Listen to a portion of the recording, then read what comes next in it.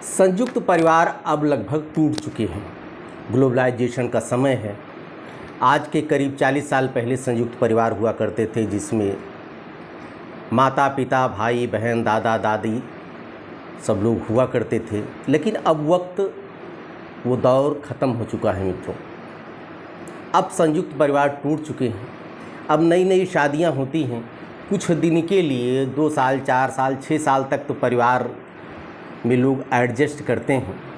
उसके बाद अपनी अपनी डफली, अपना अपना राग। लेकिन इन 4-5 वर्षों का जो सफ़र होता है नए जोड़ों का, वो बड़ा चैलेंजिंग होता है। बहुत कड़ी परीक्षा के दौर से गुजरना पड़ता है। लड़के के माता पिता की इच्छाएं होती हैं, भाई बहन की इच्छाएं होती हैं, लड़की के माता पिता की भी इच्छाएं होती हैं, और इन इच्छाओं पर खरा उतरना और अपने वैवाहिक संबंधों को भी मेंटेन रखना, कहीं से कोई खटास ना आने पावे, आजकल नए जोड़ों के लिए बड़ा चैलेंज हो जाता है। इसका परिणाम हो रहा है कि अब तलाक के केसेज बढ़ रहे हैं। मित्रों, आज कहानी कोई एक ऐसे जोड़े की है जो नई शादी तो करते हैं। आपस में ये लोग तालमेल इसलिए नहीं बना पाते हैं कि लड़की के माता पिता का हस्तक्षेप था, उसके भाई का हस्तक्षेप था, इधर लड़के के माता पिता, उसके परिवार का हस्तक्षेप था। ये अपना स्वतंत्र जीवन तो जी ही नहीं पाए, और इनके अंदर धैर्य की कमी थी। ऐसा तालमेल अगर बना लेते कि बात 4 साल की है, उसके बाद माता पिताजी अलग हो जाएंगे, भाई अलग हो जाएगा, परिवार के सब लोग अलग हो जाएंगे, 4 साल झेलने में, सबको सम्मान देने में जा क्या रहा है, तो अपना वैवाहिक जीवन ये लोग खतरे में न डालते। लेकिन इन्होंने डाल लिया। तलाक की नौबत आई। हालांकि तलाक नहीं हुआ, उसके पहले ही मामला ठीक हो गया। अब मैं मूल कहानी पे आऊँ उसके पहले सादर प्रणाम मित्रों।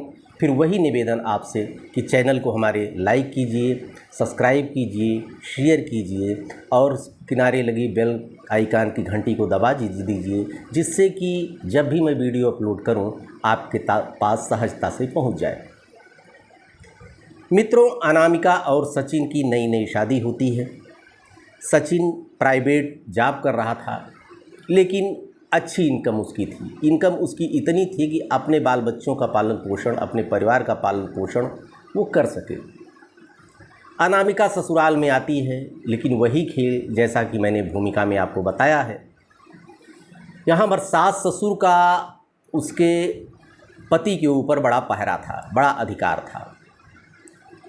वो अपने पति को, अपने लड़के को काशन में रखते थे और बहू को अपने तरीके से चलाना चाह रहे थे लड़के का हस्तक्षेप न हो, खाली ये पति पत्नी हो।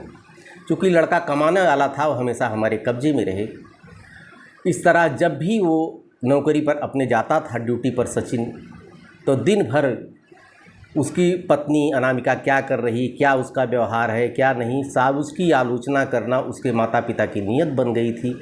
और साथ में अनामिका की ननद भी पूरा साथ दे रही थी, उसका देवर भी था, बहुत साथ दे रहा था। और कान का कच्चा था सचिन, वो भी अपने माता पिता की करता, अपने भाई बहनों की करता, कभी अपनी पत्नी का उसने ध्यान ही नहीं दिया। क्योंकि संस्कारवान था। संस्कार का मतलब ये नहीं है कि आप केवल माता पिता का ही ध्यान दें। अपना पत्नी जो सब कुछ छोड़ करके आपके लिए आई है, आपको पति के रूप में उसने स्वीकार किया है, आपके वंश को आगे बढ़ाएगी, आपकी संतति उससे चलेगी, कुछ जिम्मेदारियां उसके ऊपर भी हैं। अंत में, क्योंकि अभिभावक जो पहले पिता था, अभिभावक अब आप लिखे जाते हो, तो आपकी भी जिम्मेदारी थी कि माता पिता अपने भाइयों की इच्छाओं का ध्यान रखो, लेकिन अपनी पत्नी को भी इस तरह संभालते सहेजते चले कि उसकी भावना कहीं से भी आहत न हो। ये चलता रहा। ननद पीछे लगी, चूँकि ननद और भाभी का रिश्ता तो जन्मे करते हैं, बड़ा मधुर पहले से भी रहा है। ननद बोलती थी, छोटी छोटी कमियों को देखती, अनामिका के घर में क्या कर रही, कब क्या नहीं कर रही है, चाय में चीनी ज़्यादा हो गई, खाना ठीक से नहीं बनाया, उसका ध्यान नहीं रखा, उसके आदेश का पालन नहीं किया। ननद पीछे लगी रहती, अपने भाई का कान भरा करती थी। इधर माता पिता का मतलब ये था कि कहीं लड़का मेरा कमाऊ है, मेरे हाथ से निकल जाएगा तो कल मेरा क्या होगा, पत्नी के चंगुल में ना आने पावे। वो भी बहू का, जब वो चला जाता था सचिन, तो पूरा ये लोग प्रताड़ित करना शुरू कर देते थे। अनामिका भी बर्दाश्त करने की उसके अंदर कमी थी। वो आने के बाद अपने पति से झगड़ती थी और सचिन अपनी माता पिता अपने भाइयों का ही साथ देता था। इसके यही हाल अनामिका के नैहर में भी था, उसके मायके भी था। उसकी माँ उसको जो समझाना चाहिए था, अपने सास ससुर के प्रति उत्तरदायित्व का बोध कराना चाहिए था, वो अपनी लड़की को खाली बेटा दबना नहीं, मैंने दहेज दे के तुम्हें भेजा है, कोई कमी नहीं है, क्या तुम्हारा अगर कोई दिक्कत होगी तो चली आना, लेकिन दबना नहीं, क्योंकि एक दिन दबोगी तो सासू माँ आपके सास ससुर तुम्हें दबा लेंगे। और घर का खूब काम न करना, उतना ही काम करना जितना ज़रूरी है। अपने पति का केवल ख्याल रखना, सचिन का उसी को अपनी पकड़ बना के रखना, बाकी तुम्हें ननद से, देवर से, जेठ से, सास ससुर से क्या लेना देना है। उसकी माँ फ़ोन पर बार बार जो है ये जहर अपनी लड़की को भरती रहती। तो लड़की जो कुछ यहाँ पर प्रताड़ित की जाती अनामिका, उसका जवाब शाम तक वो अपने मायके से ट्रेनिंग लेकर उसको ज्ञान प्राप्त हो जाता, अपनी सासू को, अपनी ननद को, अपने देवर को दे देती। घर में कोहराम मचा रहता। शाम को सचिन आता तो अपनी पत्नी की शिकायतें सुनता। कम भी नहीं थे, अनामिका के जो भाई था वो भी अब शादी योग्य हो रहा था, उसकी एक बहन भी थी। लेकिन दोनों लोग, अनामिका के घर वाले और सचिन के घर वाले, दोनों लोग मोर्चा संभाले थे। ये दोनों लोगों को कभी एक होने ही नहीं देते थे और इतने मूर्ख थे अनामिका और सचिन कि परिस्थितियों को नहीं समझ पाते थे। दोनों एक हो भी नहीं पाते थे। दोनों अपने अपने माता पिता, अपने परिवार के चंगुल में ऐसे फंस गए थे कि अपना जीवन इन्होंने तबाह कर लिया। एक दिन ऐसा होता है कि सचिन नौकरी पर गया रहता है, अपनी सर्विस पर। अनामिका की ननद कहती है कि भाभी चाय बना दो। तब अनामिका घर वालों के कपड़े प्रेस कर रही थी। वो कह रही थी, देख नहीं रही हो मैं क्या कर रही हूँ, चाय खुद बना लो। तो कहती है कि भाभी चाय बना दो, नहीं तो भाभी भैया आएंगे, मैं शिकायत करूँगा कि घर का काम कुछ नहीं करती हैं, खाली दिन भर सोती रहती हैं, मेरा कहना तुम्हें मानना पड़ेगा। अनामिका करे भी तो क्या करे, पति को समझाती, पति सुनता ही नहीं था। वो अपना पैर थपथपाते हुए बहुत तेज़ी के साथ किचन की तरफ जाती है और चाय बनाने लगती है। इधर जो कपड़ा प्रेस कर रही थी वो प्रेस मशीन कपड़े पे रख देती है। आती है, देखती है कपड़ा जल गया रहता है। सासू माँ बहुत तेज़ डांटने लगते हैं, कहती हैं कि तुम मेरी ईर्ष्या बस मेरे घर के कपड़े को जला दे रही हो, क्योंकि तुम हमसे हमारा बेटा छीनना चाहती, तुम लोग चाहते हो कितनी जल्दी अलग हो जाएं, इसलिए इतना प्रताड़ित किया जाए। अनामिका को भी बुरा लग जाता है, वो सासू से झगड़ने लगती है। ननद भी साथ में खड़ी हो जाती अपनी माँ के। झगड़ा बहुत तेज़ बढ़ जाता है, तो तड़ाक शुरू हो जाता है। इतने में शाम को सचिन आता है। सचिन से माँ बहनें पूरा सारा घर का हाल दिन भर क्या होता रहता है, हुआ रहता है, अपने लड़के को बताती है। बहन अपने भाई को और सचिन की माँ अपने लड़के को बताती है। सचिन आग बबूला हो जाती। इधर अनामिका ने मोबाइल से अपनी माँ से ट्रेनिंग लिया था। माँ ने भी कह दिया था कि बेटे झगड़ना दबना नहीं, चाहे जो हो जाए। अनामिका भी दबती नहीं, सचिन हाथ चला देता है। सचिन जब हाथ चला देता है तो अनामिका से नहीं रहा गया। वो अपना कपड़ा पैक करती है और अपनी मायके चली जाती है। माँ भी कहती है कोई ज़रूरत नहीं वहाँ पे जाने की, तुम यहीं पर रहो। अच्छा ये रहा कि डाइवोर्स फाइल करने जैसी कोई बात नहीं आई थी। उसकी माँ ने कहा तुम यहीं पे रहो, चूँकि माँ भी चालाक थी, चूँकि उनका लड़का बड़ा हो रहा था, अनामिका के भाई बड़ा हो रहा था, बहू आने वाली थी, नौकरानी की एक ज़रूरत थी। उससे बेहतर है कि लड़की तो है ही है, उसके सास उसके लड़के से दामाद से खटपट है, आखिर नौकरानी की ज़रूरत क्या होगी। दूर तक सोच उसकी माँ की थी। इतने में शादी भी हो जाती है। अनामिका के भाई की बहू आती है। बहू का शासन देख करके, क्योंकि अनामिका की माँ अपनी बहू के साथ में हो लेती है।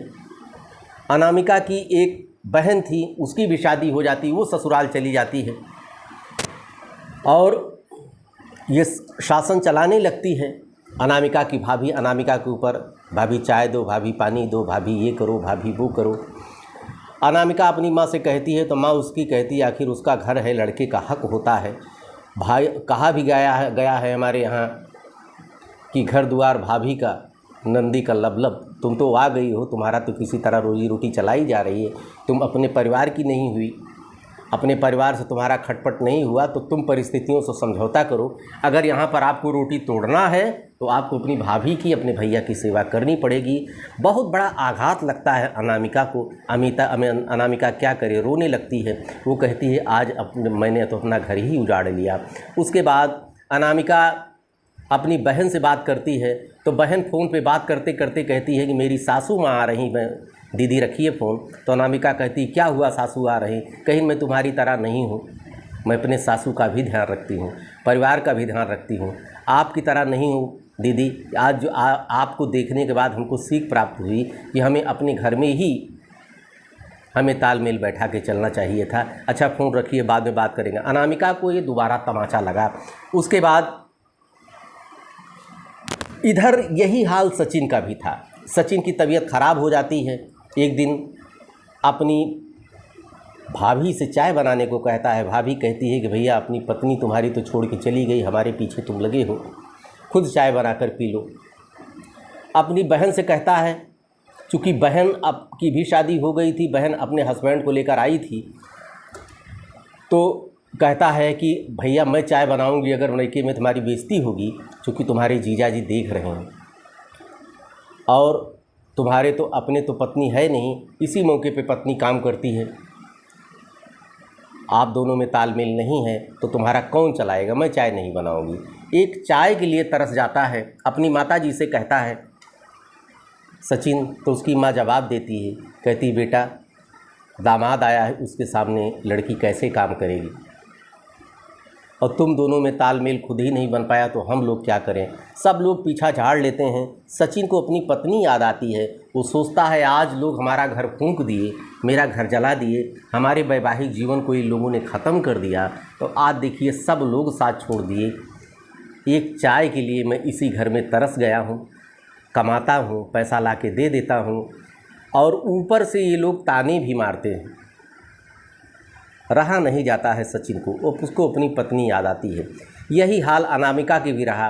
वो अपनी भाभी के द्वारा, अपनी माता के द्वारा, अपनी बहन जो उसको बोली बोलती थी, भाभी जी भी उसको ताना मारने लगी। यहाँ तक तो ठीक था, उसकी माँ भी जो पहले साथ देने का वादा किया था अपनी बेटी की, वो भी बहू के साथ आकर मिल जाती है। तो अनामिका को अब रहा नहीं जाता है, अपना पति उसको याद आता है, सचिन को अपनी पत्नी याद आती है। अनामिका सोचती है काश मेरे पति हमको फ़ोन करते। इसी बीच में एक घटना और घटती है। अनामिका की भाभी अपने माँ से बात करती है, तो उसकी माँ अपनी माँ से बात करते करते कहती है कि माँ बच्चा पेट में है, कल को डिलीवरी होने वाली है, मैं सोच रही हूँ कोई नौकरानी रखिए। तो उसकी माँ स्पीकर चूँकि आन था, कहती है अपनी बेटी से कि बेटा नौकरानी रखने की क्या ज़रूरत है, एक ननद तो फालतू तुम्हारे यहाँ है ही, कोशिश करो कि उसके घर से न बनने पावे, ज़िंदगी भर तुम्हारी सेवा करेगी, और तुम्हारी दाई की ज़रूरत क्या है, तुम्हारी ननद है, सब संभाल लेगी, क्योंकि फालतू की रोटी तोड़ रही है तो क्या इतना भी नहीं करेगी, इतना तो उसको करना भी पड़ेगा। जोर का तमाचा लगता है अनामिका को, उससे रहा नहीं जाता है। अपने पति की उसको याद आती है, सोचती है काश सचिन एक बार उसको फ़ोन कर देता। इधर सचिन की भी वही हाल था। उसका भाई, उसकी बहन, उसकी माँ भी उसका साथ छोड़ दी थी कि जो नई नई शादियाँ होती, बहन माँ अब उसकी पैरवी करने लगती है। ये अब इसके ज्ञान प्राप्त हो जाता है कि अपने पत्नी और पति में अगर टाई अप नहीं होगा, तो इसी टाई अप न होने की वजह से आज मैं ये हश्र मेरा हो गया है। मोबाइल उठाता है और डरते हुए अपनी पत्नी को फ़ोन करता है। फ़ोन की घंटी बजती है। अनामिका फ़ोन उठाती है तो देखती है सचिन का फ़ोन था। वो घबराई, कुछ बोल नहीं पाती है, अगर बोले भी तो किस मुंह से बोले। कान में लगा के मोबाइल, उसके बाद धीरे से कहती है हेलो। तो सचिन उधर से रोने लगता है। कहा अनामिका तुम्हारी याद आ रही। अनामिका ने कहा हमें भी तुम्हारी याद आ रही है, कहीं क्यों छोड़ के चली गई। तो अनामिका ने कहा पहले तुम ही नहीं तो हमको छोड़ा। कहीं ठीक है मैं आ रहा हूँ, यही कह के सचिन फ़ोन रख देता है। सचिन तुरंत अपनी ससुराल पहुंच जाता है। अनामिका की माँ कहने लगती तुम फिर आ गए। तो अनामिका अपनी माँ को डांट देती है, कहती है माँ अब हम आप लोगों का नहीं सुनेंगे, अपने पति का सुनेंगे। भाभी कहती है ननद जी क्या दिक्कत है आपको? कहें भाभी जी आप अपना घर बसा रही हैं तो मैं भी अपना परिवार बसाऊंगी, अब हमें जाने दीजिए। मैं रुकने वाली नहीं थी। अपनी दौड़ करके सचिन जी का पाँव छूती है, अपने पति का कहती है हमें माफ़ कर दो। सचिन कसकर अनामिका को शर्म ही नहीं आती। वही होता है ना कि जब अति हो जाती है तो इससे दूर हो जाता है आदमी, अपनी पत्नी को गले से लगा लेता है, दोनों एक हो जाते हैं। अनामिका को लेकर आता है, अलग फ्लैट लिए रहता है सचिन। अनामिका आती है अपने फ्लैट में, कहती है कि अरे ये तो अपना घर है ही नहीं। सचिन कहता है अनामिका अब ये तुम्हारा ही घर है, अब बहुत दूर आ चुका हूँ। तो मित्रों ये दोनों लोग मिल जाते हैं। आप लोगों से यही निवेदन है अंत में कि जब नई नई शादी होती है, कुछ दिन के माता पिता मेहमान होते हैं, कुछ दिन के भाई बहन मेहमान होते हैं, चाहे लड़की की तरफ हो चाहे लड़के की तरफ हो, तालमेल बना लीजिए और आपस में कोई खटपट न कीजिए, क्योंकि तुम्हारा जीवन बहुत लंबा है।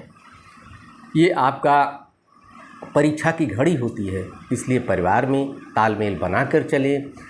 ऐसी ही कहानियाँ फिर लेकर आएंगे, लेकिन हमारे चैनल को शेयर कीजिए, सब्सक्राइब कीजिए। ऐसे ही आशीर्वाद हमको देते रहिए, जिससे अच्छी अच्छी कहानियाँ आप लोगों के बीच में लेकर आऊँ। ढेर सारी शुभकामनाएं आपको। धन्यवाद।